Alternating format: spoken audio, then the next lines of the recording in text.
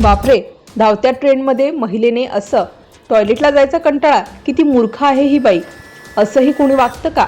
रेल्वेचा प्रवास हा प्रत्येकासाठी वेगवेगळ्या कारणांनी महत्त्वाचा असतो. कोणी नोकरीसाठी प्रवास करतं, कोणी शिक्षणासाठी, तर कोणी आपल्या कुटुंबासोबत फिरण्यासाठी रेल्वेची निवड करतं. हजारो लोक एकाच डब्यात प्रवास करत असल्यामुळे प्रत्येकाने काही नियम पाळणं आवश्यक असतं.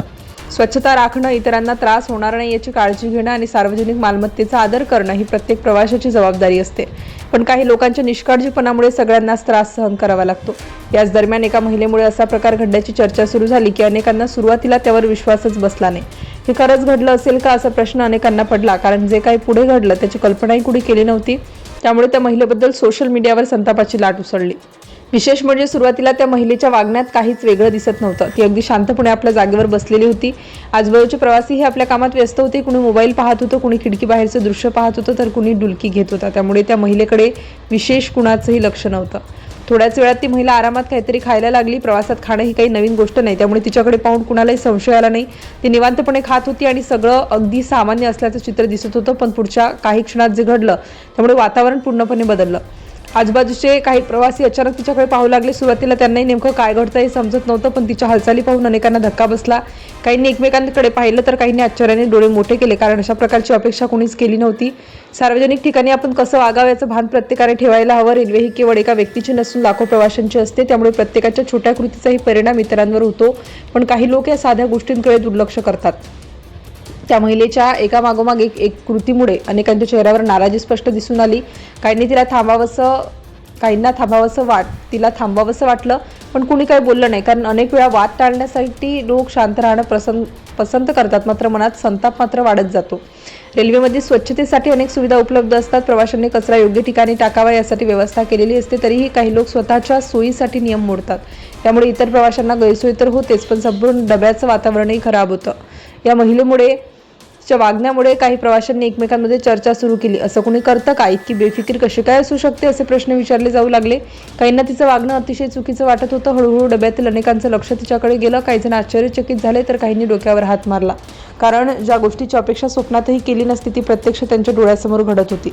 सार्वजनिक स्वच्छतेचा विषय अनेकदा चर्चेत येतो. सरकारकडून विविध मोहिमा राबवल्या जातात, लोकांना जागरूक करण्याचा प्रयत्न केला जातो, पण काही लोकांच्या अशा निष्काळजी वागण्यामुळे त्या सगळ्या प्रयत्नांवर पाणी फिरतं.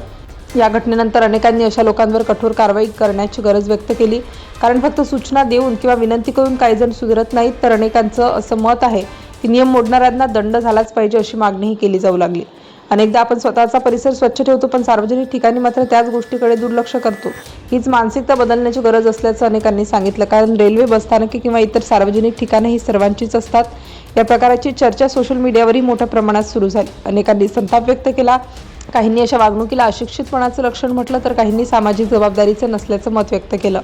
काही लोकांनी असाही प्रश्न उपस्थित केला की आपण आपल्या घरात असं करतो का? जर घरात करत नसू तर सार्वजनिक ठिकाणी अशी वागणूक का? हा प्रश्न अनेकांना विचार करायला लावणारा ठरला.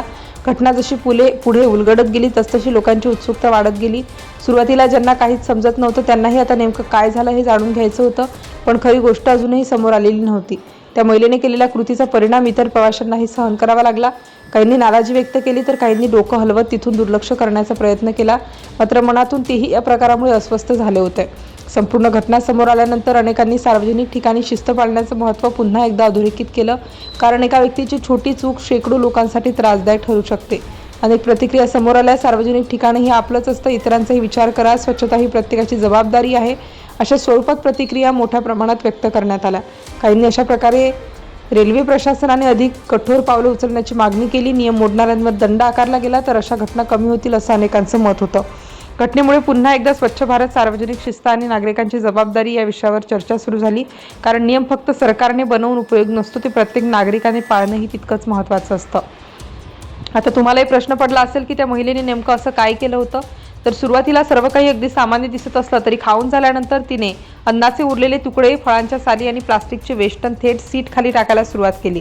त्यानंतर तिने तिथेच पाण्याने हात धुतले आणि सीट खालचा भाग कचरा व पाण्याने भरून गेला. डस्टबिनची व्यवस्था असूनही तिने त्याचा वापर केला नाही.